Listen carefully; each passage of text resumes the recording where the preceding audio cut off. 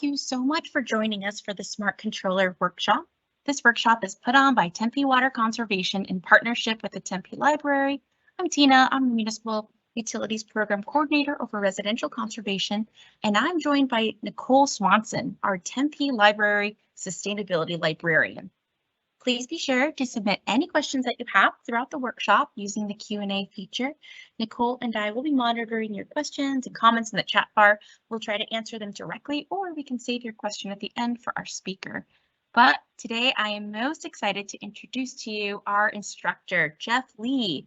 Welcoming him back. He's a water conservation and irrigation specialist with the town of Gilbert. He teaches many irrigation efficiency classes throughout the Phoenix Metro at conferences and for several other water providers.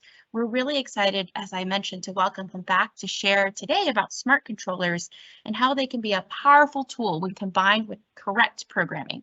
The reason that we offer this course and many others about irrigation efficiency is that up to 70% of residential water usage is outdoors in the heat of summer, and much of this water can be wasted due to runoff, evaporation, overwatering. So by adjusting your irrigation each season, you may be able to reduce your landscape watering by 30 to 50%.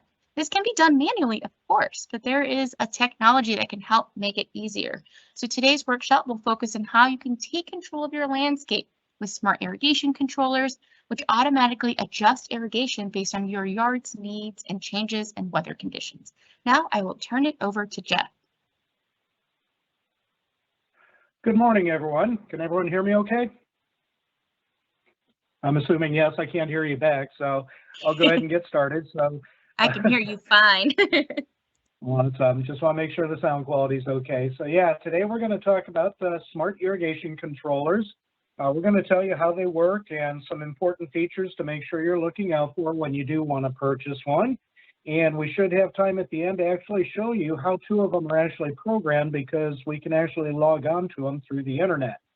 So let's get smart about your yard watering and talk about these smart controllers and actually what they do. There's a group through the Irrigation Association called the Smart Water Application Technology group, and we look at all sorts of irrigation technologies and develop testing protocols to see how well they work. We do have an official definition, and it is written by people like me in the government, so it's a lot of words. It says a lot of things, basically saying they're estimating or measuring depletion of the plant soil moisture to operate the irrigation system, replenishing water as needed, minimizing excess water use, and it goes on and on and on. But really what this actually means is these controllers adjust themselves to irrigate the proper amount based on the daily weather conditions. That doesn't mean they water every day, but they do measure the weather every day to determine when they need to water. And it's real important to know that they don't do anything else. That's all they do. So let's look at some of the things these smart controllers won't be able to do for you. And one of them is they're not going to be able to fix a poorly designed irrigation system. The right emitters were not used, not enough emitters on the plants, things like that. When it comes to sprinkler systems, the heads aren't laid out where they should be to get even coverage. The wrong nozzles are used, things like that, or even pipe sizing was not done correctly. Even if it was a well-designed system, it may not have been installed properly. So that can cause you problems, and the controller just can't fix that. It has nothing to do with it. All it's doing is telling the different stations when to run and how long to run. And they will not fix a poorly maintained system. Lack of irrigation maintenance destroys the efficiency of the system, and unfortunately, that's usually hidden just by overwatering, kind of covering up the problems rather than taking care of the problem. So let's look at smart controllers and how they're operating. And to do that, we actually need to think about how these plants are actually using water. And we measure this in what we call evapotranspiration, or ET for short. So after water is applied to the soil surface, either through irrigation or rainfall, some of that water is going to evaporate away. The other portion of that is what the plant material takes up, whether it's your grass, your trees, your shrubs, whatever. The majority of that water actually leaves through pores on the leaf surface called stomates, and we call that transpiration.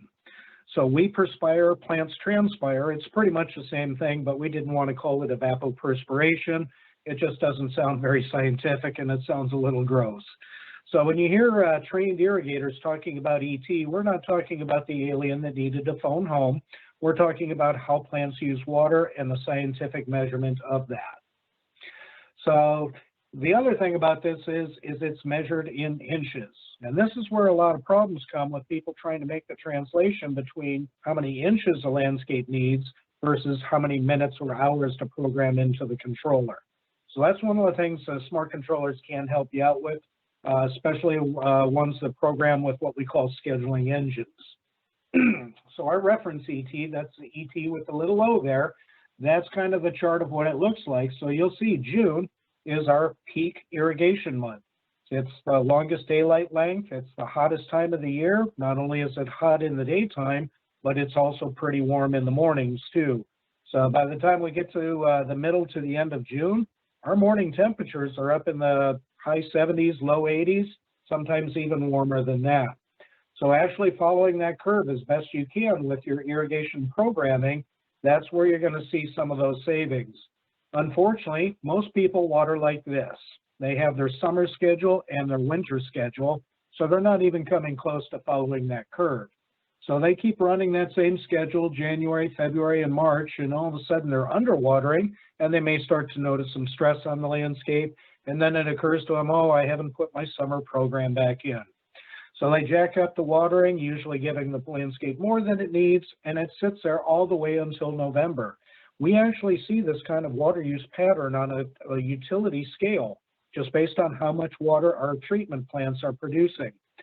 So I know it feels like it, but we don't go from our daytime highs of the wintertime in January from 64 degrees and the next day it's 110. We gradually warm up, and then starting in July, even though July is still hot, we're starting to get some more cloud cover, and we're starting to get some humidity, which actually reduces the landscape water needs. Unfortunately, when people are less comfortable because of that higher humidity, they tend to actually start increasing the water delivery to the plants when they really should be going in the other direction.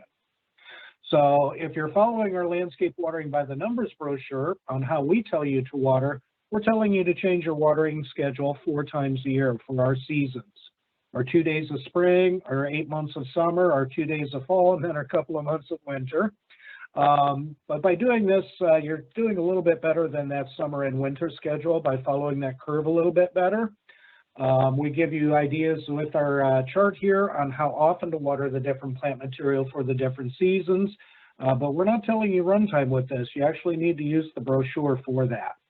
So if you're following our guidelines very carefully, you do your tuna can test for your sprinklers, and you do the math for how many emitters you have on your plants, so you know how to get a correct runtime, you are going to follow that curve a little bit better going out there.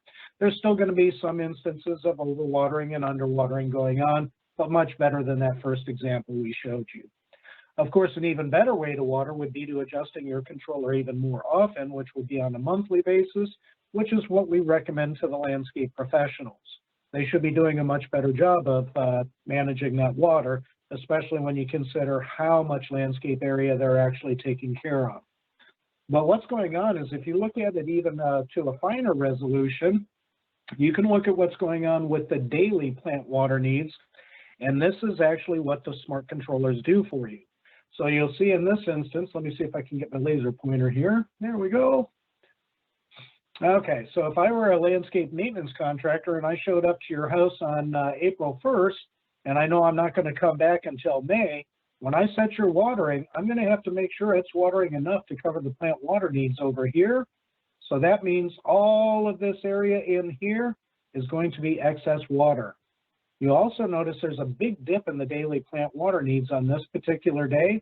And what happened on that day is there was a rain event. Now, the rain itself is not included in the calculation for that evapotranspiration or ET, but what does happen with the rain is you've got lower temperatures, higher humidity, and clouds, so there's no solar radiation going on. So you get the double effect or the double benefit of rainfall, because not only do you get whatever usable rainfall you got out of it, the actual plant water needs for that day drops quite significantly. So really, to get that irrigation fine-tuned as far as the most accurate delivery of the water, you would need to go out and reprogram your timer probably every 3 to 5 days. And nobody's going to do that for you, but that's exactly what these smart controllers do. So let's get rid of my laser pointer there. There we go. So if you follow our landscape watering by the numbers brochure on how to water grass, we tell you to water the grass once every 6 days with 3/4 of an inch of water. We tell you to leave the run times alone. All you're doing is adjusting, excuse me, the days between waterings. And that's because what most people do, unfortunately, when they adjust their timers for the cooler weather, they turn the run times down. What drives how deep the water goes into the soil is how long you run the irrigation. So if you've got it set to water those shrubs at a nice 18 to 24 inch depth in June, and you keep trimming your run time, by the time you get to January, you're only watering those shrubs about 4 inches deep. When it got cold, your roots did not shrink. What's going on is the water's being used less quickly. So some of your very sophisticated smart irrigation timers adjust not only the days between watering, but also minute adjustments to the runtime to account for that actual weather.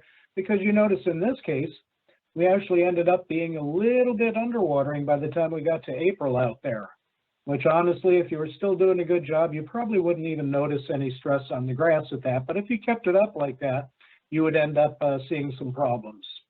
So when it comes to these smart controllers, there's two main types. There's the climate or weather-based ones, and they do it in several different varieties. Some of them will actually show the manufacturer collects the data from weather stations all over the country. They bring it down to their computers, they crunch the numbers, and then they broadcast it out to all their customers, individual controllers. Those types generally have a subscription fee. There's others that work just on historical weather, usually by putting in a zip code, but that's not going to react to what's actually happening. And you'll notice the last couple of years, we've had some warmer than normal weather. So the people using those types of controllers could have been seeing some stress. And there's also some small line sight sensors that sometimes get used.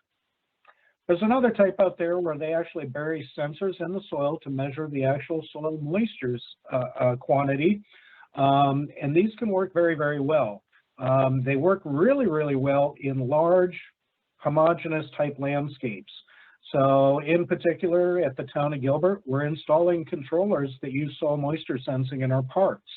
You know, Freestone Park has about 40 acres of grass out there, so these work very, very well. When it comes to residential irrigation, because you've got so many different types of plants, if you've got grass, you've got shrubs, you've got trees, all of a sudden right there, you need 3 different sensors.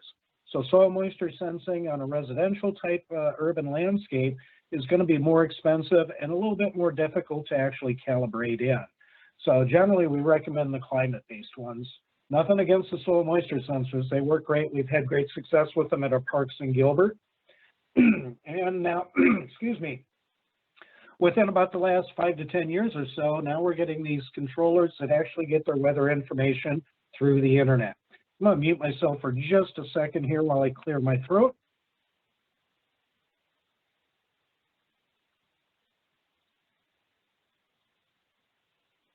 Sorry about that. Okay, so this is kind of the new invasion of these smart controllers, and it was inevitable. Everybody's got everything connected to their Wi-Fi networks. Of course, we've got our thermostats out there. You've got your doorbells, and you've got your digital assistants, whether it's Alexa or the Google one. And actually, many of these Wi-Fi-based smart controllers can actually bridge into your digital assistant, and you can actually give your irrigation commands by voice. So you can tell it to turn on station number 3 or 2 or whatever. So getting pretty sophisticated with the control abilities out there. So there's great benefits for this. For these Wi-Fi ones, you're getting your automatic scheduling adjustments, just like any other smart controller. But the real great thing about these is you can access them from anywhere through apps on your phones, your tablets, or even logging onto them through the web portals, which we'll show you for a couple of them later on in the presentation. And what's really interesting is now that we're seeing these app-based controllers with the programming, people are actually becoming more interactive with their irrigation. So in the town of Gilbert, people who purchase these controllers, some of them are pretty sophisticated in their programming. So we'll actually go out and help them program them. And I don't want to hold one of our residents' very expensive phones and accidentally drop it. So I just have them give me access to their controller to my own phone. And then I tell them when we're done, you can go ahead and remove my access. And most of them don't. So I'm seeing notifications on my phone all the time of people going out and turning on their sprinklers for just a couple of minutes in the daytime. They're actually going out and testing their systems and looking at them and making sure they don't have any leaks or anything. Whereas in the old days, you had to go to the box mounted on the wall, usually on the hottest side of the house, and turn the dial and push the buttons and all those sorts of things. So a lot of people were terrified of touching those controllers with those dials and displays and buttons. But you give them an app, they really want to play with their irrigation all of a sudden. It's pretty interesting. You can program it from anywhere, and you can shut it down from anywhere. So you can be on vacation and your neighbor can call you or text you and say, hey, your drip line in your front yard has a big leak and it's putting water out into the street. You can take out your phone, open up your app, and shut it down. And then you can call somebody to go take care of that leak for you, or just take care of it when you get back. And like I said, you can also run the stations from anywhere. You now have a remote control built right into that phone that's always in your pocket. And one of the real neat things about these Wi-Fi based controllers is as the manufacturers come up with new capabilities or functions that these controllers can do, you get automatic firmware updates, just like your phones get and things like that. So it's a good way to get new capabilities without having to buy a whole new controller. So let's talk about weather and where these different controllers will get them from. Some of them allow you to use homeowner-based weather stations like Weather Underground and things like that. A lot of these people out there are really fanatics about weather, and they've got pretty sophisticated weather stations out there. Just make sure you're comparing it to what's actually going on with some of the professional or the official weather stations out there. So some of them will just use the official weather stations. So here we've got the Mesa Gateway Airport going on there. So it's giving us what the temperature is, wind speed, and all sort of things like that. Now, you don't really have to be too careful about choosing a weather station that has to be right next to your house. The weather from one end of the valley to the next is pretty consistent. Now, that doesn't count for something else, though, which is our summer thunderstorms. So you'll see on this given day when I looked at rainlog.org, which is a great source to find out how much rain fell in your neighborhood. These are people with rain gauges at their homes, and when they get rain, they just upload their information. Well, you'll see in this area right here, this rain gauge got 1.25 inches, whereas this one just a couple miles away only got 1/4 of an inch, and this one over here got 1.49 inches. So it's kind of the old joke about it rains in the front yard and not in the backyard. So you really don't want a weather station several miles away dictating to tell your controller to shut down because it rained where the weather station is, but it may not have rained at your particular house. So that's where we talk about some on-site sensors out there. And I highly recommend you do put an actual rain sensor on your smart controller. That way it's going to respond to rainfall that happens at your house, not necessarily the weather station that could be several miles away. There's other sensors out there too. If you live in a very windy location, if you were up on the side of Camelback Mountain or something, you may not want your sprinklers running when it's blowing the wind at 20 miles per hour up there. Although with these Wi-Fi smart controllers, there's actually settings you can put in there, and we'll show those to you, where if it is blowing the wind that strong, you can tell it not to run the irrigation, and the same thing with freezes. Now, it's been several years since we've had a really cold winter out there, enough to cause any frost damage. But sooner or later, hopefully, we will get back to some normal winter weather out there. We will get some freezes, and we'll actually get some rainfall. That's, again, another setting that can be adjusted within these Wi-Fi-based smart controllers. Okay. There's different controllers. You will program them different ways, and some of them you will program based on what the peak watering needs are. So even if you're programming this controller in February, you would program it for what the landscape needs in June with your run times and your watering frequency. So you'll see on this one, I've got some sprinklers that put down the water very, very slowly. So I've got a 90-minute run time, and I'm telling it in the middle of summer to only water every 3 days. So this program's more like what people are used to seeing on a controller. You're putting in run times and you're putting in watering intervals, whereas others use what we call scheduling engines. So now you're answering all sorts of questions about what's going on with the landscape, what's going on with the irrigation system, So you'll see out there, we've got warm season grass on this zone. We've got the soil is clay loam. It's flat, there's no slope out there. It's in full sun, and we tell it what type of sprinkler it's using so it knows that precipitation rate. So very, very important things to put in there is to know what that crop coefficient is. When we measure ET, that reference ET is the thirstiest plant in the region. That way everything else is a percentage of it. So your Bermuda grasses for the summertime are at 0.6. Root depth is also a very, very important function to put in there. Some of those timers that have these scheduling engines will say your grass only has a root depth of 3 inches. If you do that, it's going to water every day, and that's not what you want. So a lot of people also are under the impression for some reason that these smart controllers only work for grass. That's not true. They work for desert plants and drip irrigation just as well. Here we've got some trees, same type of soil, same types of sun, and we're using 2-gallon per hour emitters. But we knock that crop coefficient down to account for the fact that they're desert trees. They're not as thirsty as the grass, and we've got a much deeper root depth. So those two things are going to drive how long it runs and how often it runs. And we'll show you what these look like live. This is one of the controllers we can show you in a few minutes here. Okay, so which one is better out of all these different types, whether you're doing peak run times or with the scheduling engines? Either one, as long as it's programmed correctly to begin with. There's an old acronym out there from computer programs way back in the day called GIGO, which stands for garbage in equals garbage out. This is where a lot of people will tell you, oh, I tried one of those smart controllers, it didn't work, it was terrible, my landscape died. Well, it was probably just incorrect programming is what caused the problem, not the controller itself.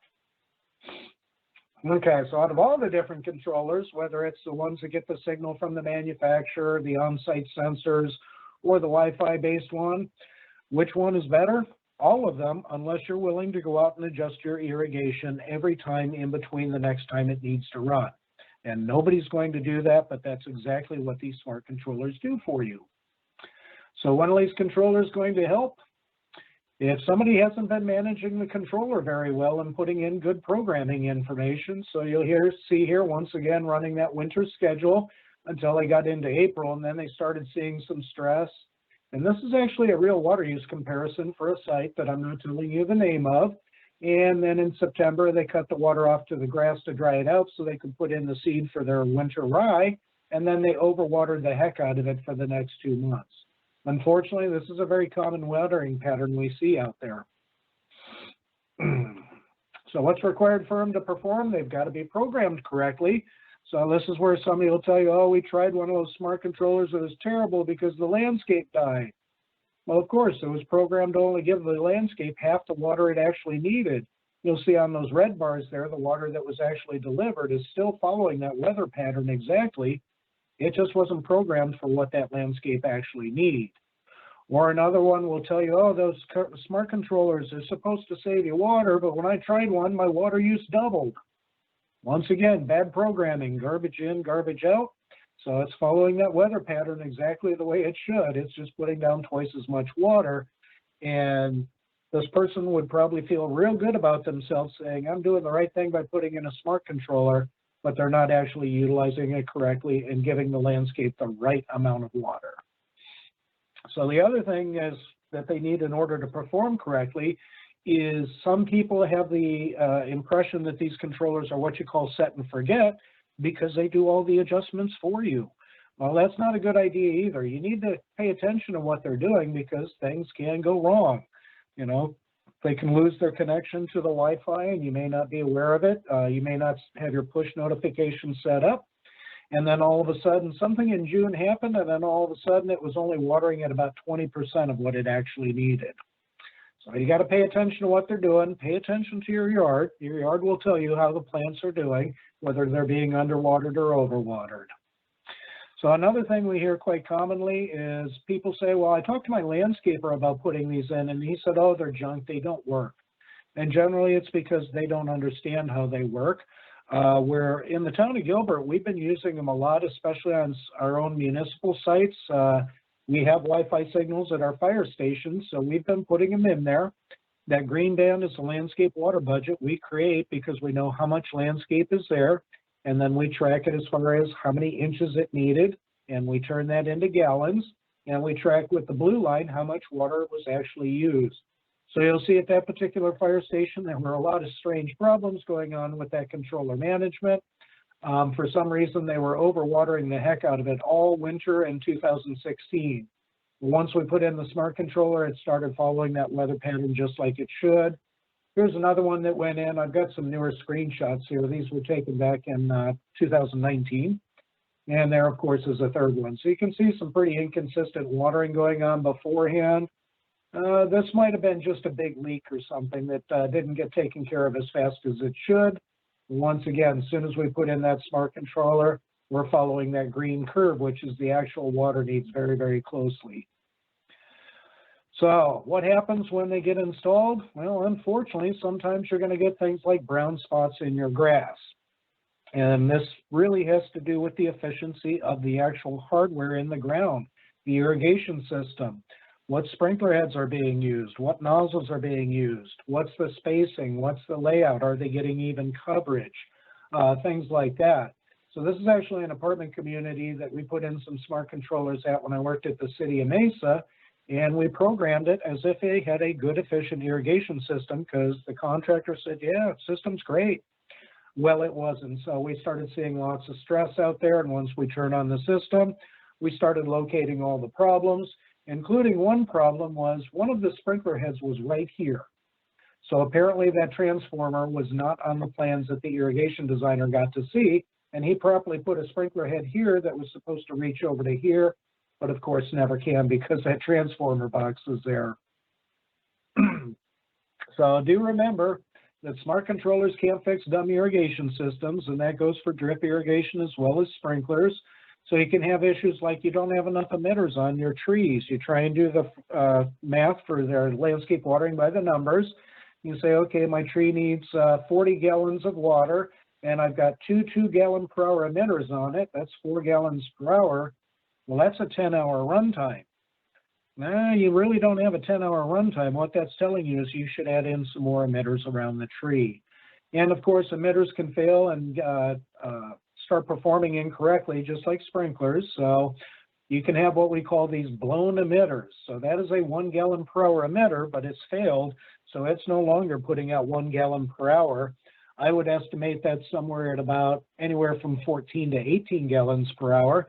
And it's now putting down the water so fast to that one spot it hits, you actually have a runoff problem with drip irrigation. So you got to still pay attention to your irrigation, the emitters and the sprinkler heads and things like that, and making sure they're working properly. So what you don't want to do is you want to troubleshoot the problem with the irrigation. Don't blame the controller, and don't force that smart controller to overwater to cover up a bad irrigation system. You're not going to get the full benefit of the irrigation system if you're doing that. So one of the important things that we really need to think about as far as what these smart controllers can do is, for us, we need to make sure whatever controller we pick has the ability to do the frequency adjustment, the days between waterings. There's a lot of smart controllers out there that the way they handle the adjustment for the weather is they adjust the run times. So they're not bad controllers. They work perfectly fine in other areas where they're not watering all year round the way we are. Our maximum reference ET is just over 10 inches in June, but it's only about 2.8 inches in December and January. So there's a huge difference in that. So if you are trimming down just your runtime, you're still watering at that summer watering interval, but you're watering much less deeply what's going on. So here we show you, based on the landscape watering by the numbers, what would happen on this particular year if we watered every 3 days with 3/4 of an inch of water. And we ended up overwatering just a little bit. But honestly, if we could get people, to overwater only that much, that would really result in a lot of savings, especially if we could get everybody to be that close on their watering. But with no frequency adjustments, that same irrigation system, if it's a controller that only adjusts run times, we're still watering every 3rd day. That's that little uptick in our little chart here in our graph. We're still watering every 3 days, but now we're only applying 2/10 of an inch of water when we water. If you think about watching the weather, and you notice on a day that we get some rain and you're hearing the weather guys say, yeah, we had a little bit of rain. We got 0.2 of an inch of rainfall out there. You probably wouldn't go out and turn off your regular timer because you know that's not enough water for the landscape. That's hardly any rainfall at all. But that's what those controllers will do that only adjust run times. So again, those controllers work really well. Like in Flagstaff, you're not watering in the wintertime. Everything's under snow. So some people, where you program in actual days of the week, some people don't know they should only water their grass only every 3 days in June. They want to water every 5 days in June. So here, even though we've got it set to water exactly the right amount of water at the end of June, we're only applying 0.3 of an inch of water each time we water, which is not good. And that's why watering 5 days a week actually forces you to overwater, because you're losing too much water to evaporation rather than getting it down into the soil where it belongs. So this would be in June if we programmed a controller that only adjusts run times. Let me get my mouse out of here. But when we get to January, we're still watering every 5 days, but now we're only applying 0.3 of an inch of rainfall. That's enough to get your patio damp, and then it evaporates within about 10 minutes after that rainfall stops. Definitely not what you want to be trying to water your winter grass with. The same thing applies to your shrubs and trees. So if you're watering your shrub at a nice 18-inch depth in the summertime and you just trim down that run time to account for the cooler weather in the wintertime, you're now only watering that shrub about 3 inches deep. So that's why for us, because of our year-round irrigation, that big difference between summer and winter needs, we still need water in the wintertime, just not nearly as much. You got to make sure whatever controller you pick actually can change the days between waterings. So if we did it with a frequency adjusting controller and we programmed it to water every 3 days in June, what you'd find is in January, you would now only be watering every 14 days, but you'd still have that full 0.75 of an inch of runtime or application, so you're still watering to the full depth. The same thing would happen with your shrubs and trees. You would still be watering to the full depth of the targeted root zone. You'd just be watering a whole lot less often. And that every 14 days, that's how you should be watering if you do a winter lawn. If you have grass at your home, every 14 days is how often you should be watering that in December and January. So who's going to benefit from this? Well, obviously you're the one who pays the water bills. And funny thing about water bills, as far as cost of water, it never goes down. It always goes up. The community is going to do better. And that's one thing with water conservation and these smart controllers. We don't want you to use less water than what the landscape needs. We want you to give the landscape the right amount of water. That's what conservation is. It's not using excess water. So that's what we want to help you do. So a good looking landscape is going to be good for the community. It's going to be good for the environment, so we can make sure we're not depleting reservoirs and things like that and having problems with our water supplies. And it's going to help us so we can manage our water better for the future, and we know we're going to make sure we have water for the future, which we do. We've been doing that all the way since the 1900s. And of course, the landscape is going to benefit. Overwatered landscapes, especially with desert adapted plants, don't do well. Those desert plants don't like to be overwatered. It's not what they're used to, and you actually cause more harm than good. In the 30-some years that I've been involved with the landscape industry, either as an actual contractor out in the real world, managing irrigation systems, and in my work in water conservation, the majority of plants I see killed are killed by improper watering, and the majority of those plants are actually killed by overwatering, not underwatering.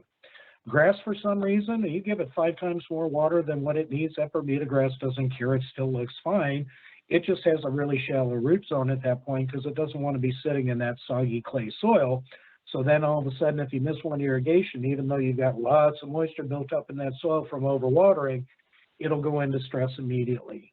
Properly watered landscapes look much better, and they're much healthier than overwatered landscapes. So some of the popular Wi-Fi controllers we have out there, one of them is called the Ratio. Another one is made by Orbit. It's called the Beehive. And another one is made by Hunter. It's called this is the more commercial version called the Pro HC. Their more residential targeted controller is called the WaterWise. Although that one does not come in a weatherproof cabinet. So you want to put that in a cabinet or just go with the more commercial version, which is the Hunter Pro C. So that's the PowerPoint presentation part of it. Do we have any questions out there? Thank you, Jeff. We did have one question, and it was, how much will it cost to get a smart controller and is installed by an expert? We did provide some resources, including the Smartscape Know Your Pro, as well as Tempe's irrigation efficiency rebate, which can help towards the cost. But basically the answer we provided was that it would depend on the retailer and the professional, get a couple quotes from a qualified professional. So, but I posed it to you during this question time in case you had something to add. No, you answered that very, very well. And it really depends on how the current controller is installed. It really is just a matter of removing the old controller, hooking the new one up to the power source, and then hooking up the wires that go out to the valves.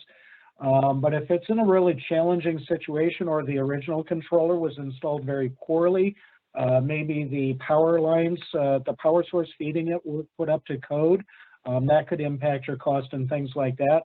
But definitely, as Tina said, get 3 good quotes so you've got a pretty good idea as far as what should be the cost for your particular scenario. Also make sure it is a licensed bonded contractor. They're going to be working in your circuit breaker box if it's an outside installation. You want to make sure it's a true trained professional who knows what he's doing so he doesn't cause problems with your circuit breaker box, which could be really, really bad. And definitely check out the Smartscape Know Your Pro situation.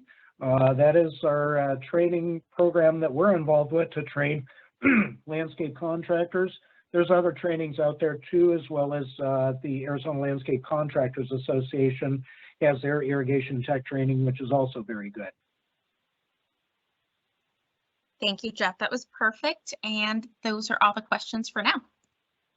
Okay, so what I'm going to do here is, come on, why am I not getting my little, all right, let's get rid of it over here. There we go. Okay, so what I'm going to do is I'm going to stop sharing the PowerPoint screen, and what I'm going to do is I'm going to bring up my web browser so we can look at 2 of the controllers that work off Wi-Fi. So let me do my stop share, and let me reshare. And here we go. Okay, so now do you see my Ratio screen?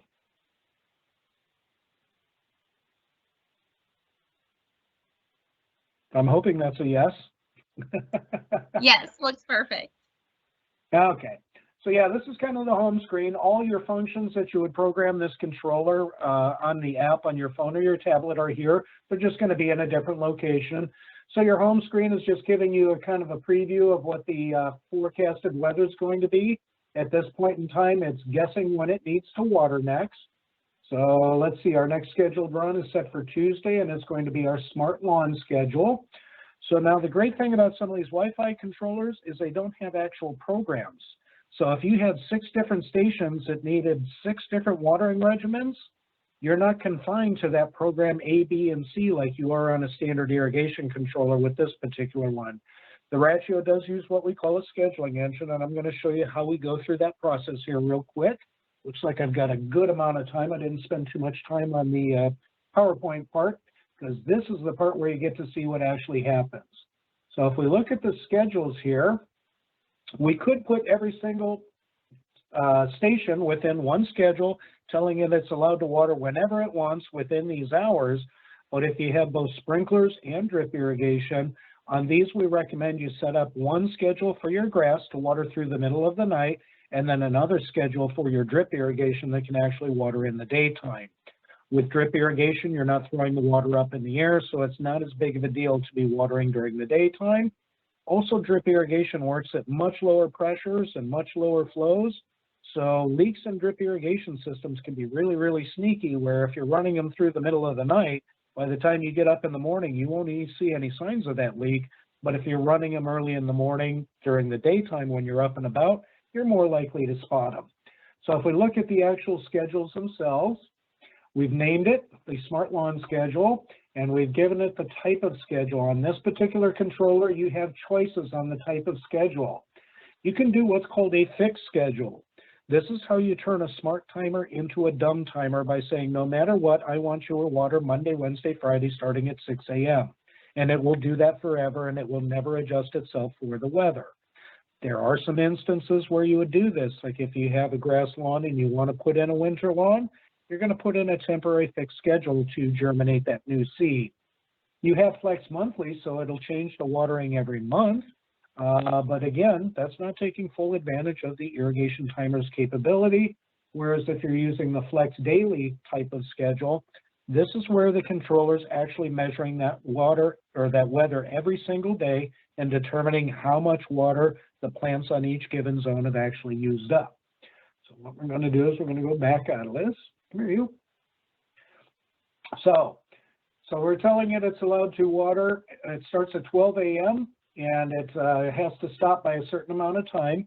The reason why we do this is not most people, when they install irrigation, they tend to put their grass stations very first on the controller sequence, station 1, 2, and 3, and whatever, and then their drip stations go afterwards. Well, we've run into a couple scenarios where they had 2 or 3 drip zones for 1, 2, and 3, and then their grass station was station 4, and we told it you can only water between midnight and 6 a.m. Well, if it just happened to work out that it needed to water all 3 drip stations that night and the grass station, by the time it was ready to run the grass station, it was outside of that 6 a.m. closing on that water window, and the grass went into stress. So that's why we picked out specific schedules between our grass and our drip. If all you have is drip, put them all in the same schedule, use that flex daily schedule. So we are using Smart Cycle and Soak, and we're using the weather intelligence, and we'll show you that in a different section. So let's go ahead and close out of this guy. You can also look at the calendar. So right now, it says Tuesday, I think I'm going to water, and it's going to water my smart lawn schedule, and it's going to run from 12 a.m. all the way to 4:30, and you'll actually be able to see what it's doing. I have 2 grass stations there. Well, you'll notice what it's doing is it's breaking up the water into multiple short runs and then some soak time. That's what we call cycle and soak. Your sprinklers put down the water so fast the soil can't absorb it. You can't run it long enough to water deeply. All the water just runs away. So maybe if you needed 21 minutes of run time, but you can't do it all in 21 minutes because all your water runs away, these controllers are smart enough to say, based on the soil type you told us, based on the slope you told us, and based on what you told us for how fast those sprinklers apply the water, I'm going to do it in multiple short sections with some soak time in between. That's going to control that runoff, because water running down the gutters is not doing any good for the landscape or anyone else. Let's go back on this guy, and let's see, it's also going to water the smart drip schedule, which is going to water my desert shrubs. So you can do all sorts of things on here and go back to your different things. So let's go back, schedule on this. I think that's what I wanted to show you. So let's go ahead and look at our zones. So like I said, this actually programs by using what we call a scheduling engine. You don't tell it how many minutes to run or how many hours to run your drip. You tell it things like, what kind of plants am I watering? How fast is my irrigation applying the water? What kind of soil do I have? So here we've got our common back lawn going on here. It's actually measuring and saying right now it has 92% of its water still available. And you can actually look on the graph and it'll say, aha, here we watered a little bit. It didn't water for a couple days, and now it's going to water again. And you can look and see how the math is doing down here if you're so inclined. And you can look to the future and see what it thinks it's going to do. And you can also look to the past and see what it's done. So you'll see it watered, and then each day it had less and less water available. When it got down here, it said, nope, I need to water again. And it's going down there again. So when we get into the actual programming itself, you can go ahead and name these whatever they want, which is pretty handy, because when we're helping people with our water efficiency checkups, you know, we say, well, what is station 1 water? I don't know. I know I've got a grass zone and I've got a shrub zone. I don't know which one is which. You can actually give them real names. You can also take pictures of it and actually upload it so you can actually see a real picture of what you're actually using there. Sorry about that. Whoops, hit the wrong button. Okay, let's do a cancel on that. That's what I wanted to do. Okay, so we tell it what kind of plant it wants. So cool season grass, warm season grass, shrubs, trees, annual, perennial, and xeriscape. Unfortunately, with this particular controller, and this applies to the ratio only, for some reason they put a maximum limit on the runtime for xeriscape.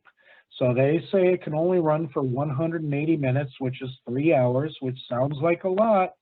But if you've got a 2-gallon-per-hour emitter and you want to give a plant 8 gallons of water, that's a 4-hour runtime, which means this controller, if you chose that setting, would not ever bring your moisture balance up to full. So we'll show you how we're going to do that. So on this one, it's warm season grass. We'll cancel out of that. You've got your irrigation type, so it's whether it's a rotor, your fixed pattern spray, your rotary nozzles, bubblers and emitters and things like that. And you've got your soil type. And this is where some people get confused when it asks for soil type. You know, what kind of soil do I have? I don't know, it's brown.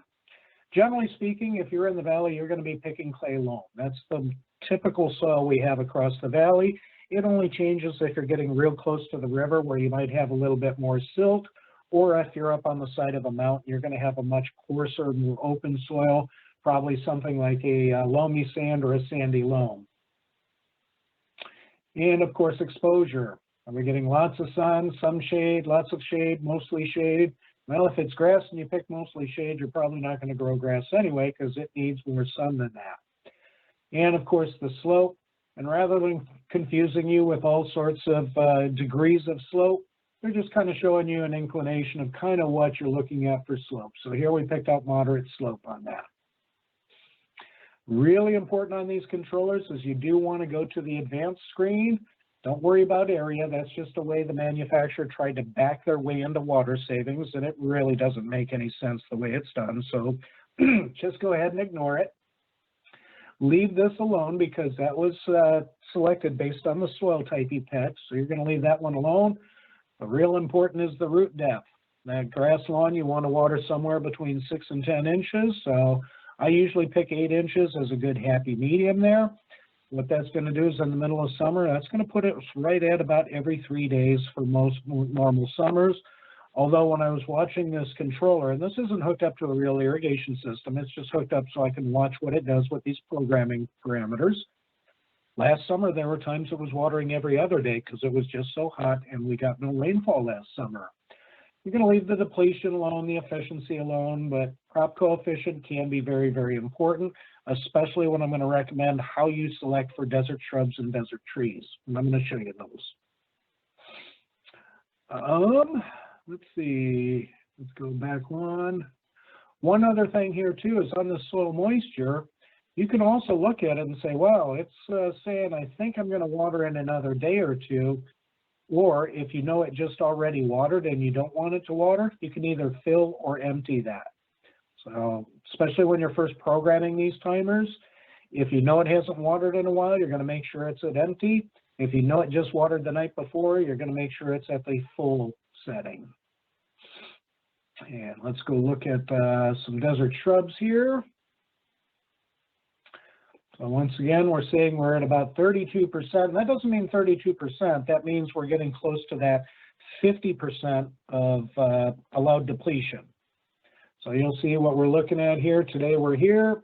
It's calculating that it thinks tomorrow we're going to be here, and then the next day it's going to be here. And then all of a sudden here on the 15th, it's going to water to refill that root zone again. Now, if it gets even hotter than we think it's going to get, that may actually happen on the day before. Because remember, this is measuring the weather every single day. Let's go back on this. And let's look at our settings on this one. So here, even though they're desert plants, instead of picking out that xeriscape to make sure we don't have that runtime limitation, I actually told it was shrubs. And the way we handle that is in the advanced setting. So our sprinkler type or our irrigation type is now drip emitter. Drip line is the stuff where you have pre-installed emitters on the tubing itself, usually every 12 or 18 inches. That's real commonly used in other areas of the country like California for their very dense planting beds. We typically don't use it here, but sometimes it is real handy to use in vegetable gardens. So that's when you would pick that one out. Same thing with exposure, our soil, and all sorts of stuff with that. So once again, we leave all this stuff alone, but we make sure we've got a proper root depth. Now we tell you to water in our watering information to water your shrubs 18 to 24 inches deep. What that root depth is going to tell the controller to do, the deeper you push the root depth, the longer it's going to run to water to that full root depth, and the less often it's going to run. So that's the reason why we get these controllers and program them with the parameters we feel that should be in there, and then we watch how they behave. If I set this controller to an 18-inch root depth, it would probably water in the middle of summer only about every 17 to 19 days. Now, depending on the type of plants you have and how long they've been in the ground and how they've been watered in the past, that could be a very good way to water. But if you wanted to water a little bit more often and a little bit less run time, you start shortening that run or shortening the root depth. You're telling it has a smaller bank account. It's getting a smaller paycheck, so it needs to be watered more often is what's going on, or it needs to be paid. But this is the important setting down here. Depending on your plant material, your average desert landscapes that we see out there, there's a mishmash of plants out there, and they're all considered drought tolerant or desert adapted, but some are thirstier than others. So your bougainvilleas and your oleanders and your Texas sages, their crop coefficient is probably all the way down to 15 to 20%, but you may also have some thirstier stuff out there like your lantanas. They need a little bit more water, otherwise they're not going to bloom for you. So a good starting point on that setting for this controller is 30%. So let's say cancel on this. And we can also see here, right now in June, it has only watered once. We're at the beginning of the month here, and it ran for 3 hours and 11 minutes. Now, if we look at our desert trees, let me look at my time here. Good, I've still got time to show you the next one. So once again on this, instead of picking out xeriscape, even though they are desert trees, we told it was trees. Same with all these other settings we've already showed you. But now we've got a deeper root depth. We want to water our trees deeper to get a deeper root zone. That means it's going to run longer and less often, and your what they call nozzle inches per hour. That's how many inches per hour your irrigation puts out. That's a very, very key setting on there, because if you pick out spray heads, it's going to put it at 1.5 inches of water per hour, which if you're running them perfectly spaced in a perfect rectangle with perfect nozzles, which probably isn't happening, it would be about 1.5 inches of water per hour. We still recommend you do the tuna can test on your sprinklers to know exactly what to put in there, because that's going to determine how long it waters. Now for drip irrigation, if you're using good quality pressure compensating emitters, if you're using 1 gallon per hour, set that at 0.3. If you're using 2 gallon per hour, set that at 0.4. If you're using those flag emitters that put out streams of water instead of drips of water, your guess is as good as mine, but it's putting down the water much more quickly than 0.4 of an inch of water per hour, and probably very unevenly, where you've got some that are putting out streams of water and some that are actually dripping. We highly recommend you're using good quality pressure compensating emitters. That goes back to the thing that a smart controller cannot fix a dumb irrigation system. Use the right stuff out there. So the other thing we can do in here, let's drop this and let's go to our weather intelligence. So this is where we're telling the controller where it is so it knows where to get the weather from. And on its own, it's going to say, we're going to use what we call the weather network. So it's getting information from a bunch of different weather stations around the area that the controller is and kind of aggregating them from there. So this is where you can say, I don't want you to water when it rains a certain amount of water. So we can say, well, I don't want you to water until that weather station says it got at least 0.5 inch. We can say, don't run if the wind is going more than X miles per hour. And you can also set your freeze setting here. You can also use a specific weather station if you would like. So when we click on our weather stations here, now we get to see the controllers here. And these are all the different weather stations around. And obviously, these are homeowner weather stations. These aren't airports there. So this one here is very, very close So if we pick on this one, see we've got our little dot here saying that one is selected, we can go to more info. And we'll see this is going to bring us to that person's Weather Underground page. So it's 101.3 degrees out there right now. Very low humidity, 10%. And we can look at all sorts of things. So it looks like he's got a barometer on there, a temperature gauge, a wind gauge, and a rain gauge on there. So that's a pretty sophisticated weather system he's got there. Let's go back to Laurentio. And let's go ahead and say, no, let's go ahead and use a weather network instead. So other things you can do down here is, like I said, integrations. There's your Echo, your Google, your alarms, your smart things, your Nest, all sorts of things you can connect that controller to. You do have accessories, so you do have a couple sensor terminals out there. That's where you would tell it you have a rain sensor on one of those terminals, so that way it's reacting to rainfall at your house, not at a weather station that could be several miles away. Your controller settings are just basically your different stuff here. You can turn this minimize water hammer on or off. It really doesn't do much. It's just making sure the next valve opens before the first one closes. If you're getting that banging of water sound in your pipes every time your sprinklers turn off, you've got a bigger problem that should be handled in a much better way. You can tell it if you have a master valve in. You can name your controller whatever you want, so it doesn't have these weird names like FE89432. Let's go back to this. And I think we've pretty much set everything we need to here. With the account settings, you can tell it when it's going to give you notifications. So I'm telling it to tell me if it's gone offline, if there's a fault out there. Flow monitoring, unfortunately, they don't do flow sensors anymore, so that's not going to work. We can tell it if it's going to change with the weathers or anything, weather changes and things like that. Obviously, our measurements are US standard and things like that. So let's go ahead and look at the other controller, which is the Hunter version. And that one we program by using peak watering needs. And because I've got my toolbar for Zoom at the top of my screen, I can't see my tab. So I'm going to have to do it this way. There we go. Can you see the HydroWise screen now, Tina? Yes, HydroWise is up on the screen. Awesome. So once again, we got one of these controllers when they first came out. The manufacturer was nice enough to donate one to us. We actually have two of them. But we'll stay with Gilbert Test. So when you first log on, you're going to see what stations you have. You're going to see what the current weather conditions are. You're going to see what the forecast is. The controller's in good shape. It's connected to the internet. Everything is good. So you can go into your zones and schedule settings. So here we're looking at our zones. So let's look at our turf spray here. And we're just going to use the information screen here. So we're telling it to use smart watering. It's not scheduled to run. I don't know why. It's turf spray. It should be scheduled to run within the next couple of days. But here we can tell how it's been watering in the past. So you'll see it's got multiple runs on the 10th of 10 minutes, 10 minutes, 10 minutes. And that's because we told it to do cycle and soak because we wanted 30 minutes, but we couldn't water all 30 minutes at once. So that's why we told it to only run 10 minutes and then wait for an hour before it waters again. So I think we can go further into the past here. Yep. Oh, these are, yep, that's still turf spray. So let's say okay on that.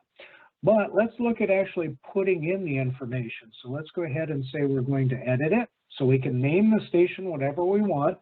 So on this particular station, I set it up as if it were using those new stream rotor nozzles because they apply the water much more slowly than a standard spray head does. We've given a zone number. We can use an icon or we can actually take a photo of it and put it in there. But on this particular controller, it is very important that you use this smart ET schedule. If you put it in time-based and tell it to water Monday, Wednesday, and Friday for 10 minutes, it's going to do that forever. It will never make any adjustments to its watering. You've just made it a standard controller. You could have some things going on around your house where you may want to do something like that. If you've got an automatic refill on a bird bath, perhaps, maybe you want to run that manually instead of according to weather.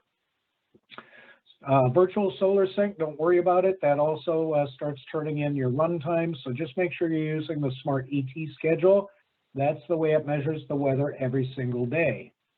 So they've got their pre-configured watering schedules there. I really don't recommend them, especially for sprinklers, because they're going to assume those sprinklers put out what the manufacturer says they do, which is perfect spacing, perfect pressure in a nice square or rectangle, no curves whatsoever on that grass.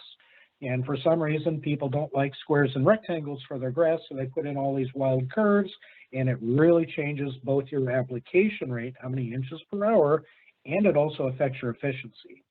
Unfortunately, sprinklers cannot change the direction of the water droplet after it leaves the sprinkler head. So I recommend you use our watering by the numbers brochures for these, and I want that to run 90 minutes because I know that's my, these are the nozzles I use in my backyard. I know I'm only applying 1/2 inch of water per hour because I've done my can test. And I know in order to apply 3/4 of an inch of water, they have to run for 90 minutes. And in the middle of summer, I only wanted to water every 3 days. So there's some don't watering things going on here if it's below freezing and things like that. So let's say our next. This is where you can do your cycle and soak. We can say don't do it or do it. Now on the ratio, based on the settings you put in for the irrigation, the slope, and the soil type, it figured out cycle and soak for you. On this controller, you put it in. I wanted to run 90 minutes on the day it waters, but no more than 30 minutes at a time, and then wait an hour before it runs the next 30 minutes. So we cycle 30 minutes, wait an hour, cycle 30 minutes, wait an hour, cycle 30 minutes. Now we've got our full watering, nice and deep watering for that grass, but it's only going to happen every 3 days. So let's go cancel on this because I think the next screen, you can do some fine tuning and say, oh, it's a little bit warmer than normal, so we're going to water a little bit more. Maybe you were off a little bit on your guess of your run time. So you can do that and let's say cancel on that so I don't change anything. Some other important things here is we've got our controller settings, it's where it's connected, its serial number and all that sort of stuff. Now on here, they've got a really nice reporting screen going on here so you can see what's been going on. This is the watering schedule and I can see when it thinks it's going to water next. So here we are on the 11th. It thinks it's going to water my desert trees here, but actually if it starts getting warmer faster than what it's forecasted to do, it may actually water on the 12th instead of the 13th. If it actually started going into a cooler period for the next few days, it may not go until the 14th or the 15th. And we can also do on the previous, but this is the watering schedule, but if you want to see what it's actually been doing, look at your watering history actual. So let's go to previous months so we can see what it was doing in May. We can only go back 1 month, but you'll see in May, we were watering about every 3 days. Oh, this time it only watered every 4th day for those MP rotator zones. Here on the sprays, it watered on there and there, so it was every 4 days. But now you can see as it started getting warmer, it started watering more often to account for the fact that we're getting warmer. So our desert shrubs watered on the 17th, and they didn't water again for another 10 days, which in May for good established desert shrubs is a pretty good watering schedule. Other things you can see out there is you can look at the weather. You do tell it what weather station to use. So here we're looking at our forecasted weather in the future here out into the 20th of June. You can look at your weather station temperatures, and you can do by daily or you can do by monthly and things like that. You can look at rainfall, but once again, if you're using an official weather station, like I believe this one's set up for Mesa Gateway Airport, use an on-site rain sensor. You can see what's been going on with the wind, and if you really want to get into it, you can see what's been going on with the ET. And let me up here, let's do our last 30 days. So you'll see that daily ET value changes. So back on the 22nd of May, yeah, we were getting really hot there for a while, but then all of a sudden we had a couple cooler than normal days. We cooled up, we warmed up, had a cooler day. So you'll see this controller is making the adjustments based on that daily watering. This is where your watering triggers are, so you can say if it's going to be lower temperature than X degrees. You can say water 30% less when the temperature is less than 77 degrees. I just leave that alone and let it measure the weather. Same as if the temperature is above a certain limit, but you can turn on your wind amount here where if it blows more than whatever miles per hour, you don't want it to water. Just be careful of that. If you set it too low, you may end up missing a lot of sprinkler zone watering, which you really don't want to do. So we're using it, telling it to use a forecast temperature to predict its smart watering. I don't use the forecast rainfall to predict smart watering because on all the years I've lived in Arizona, I found out if the weather guy says there's an 80% chance of rain tomorrow, I'm going on a picnic. If he says there's a 5% chance of rain tomorrow, it's time to batten down the hatches and grab the sandbags. You can tell it what sensors you have, all sorts of things like that. There's standard sensors, whether they're rain sensors or not. You can even put in some custom sensors. And actually, I just got a notification from this manufacturer that they've set up the software on this controller to be able to use their wireless flow sensor, which means if you've got a broken pipe or a valve that doesn't shut down when it's supposed to, what we call a stuck-on valve, it'll recognize it. And if you've got a master valve right at that sensor, it'll shut it off and send you a notification. They're very, very proud of that wireless flow sensor. So it is pretty expensive, but it may be something you want to consider. So that's pretty much it on these controllers. So you get to see what they actually look like. This is great rather than trying to just show you pictures of this stuff. Since we can access it through the internet, we can show you what they actually do and how you actually look at the different settings and change them. Do we have any questions? We've had a few questions, Jeff, and by the way, this is amazing, wonderful presentation. We've tried answering some of them, but I'm going to kick one over to you in case you have something to add.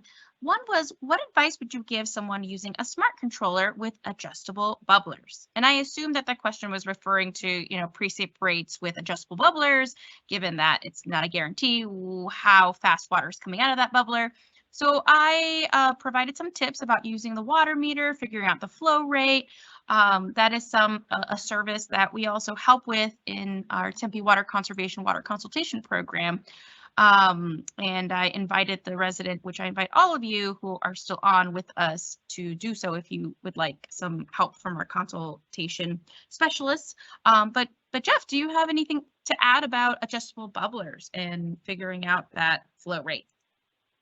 Well, I'm assuming they're using what we call micro bubblers. They're hooked up on a drip line instead of a true bubbler system, which is on PVC, unless I'm mistaken on that. But either way, they're putting out the water. Depending on how far you have them open, you're really not sure exactly how much water you're putting out. So you might want to start, depending on how fast they're putting out the water, is in those precipitation rate settings on the ratio controller. You may start it somewhere at like 0.8 of an inch per hour or an inch per hour. So you're telling it, I'm putting down the water really fast here, so I don't need to run nearly as long.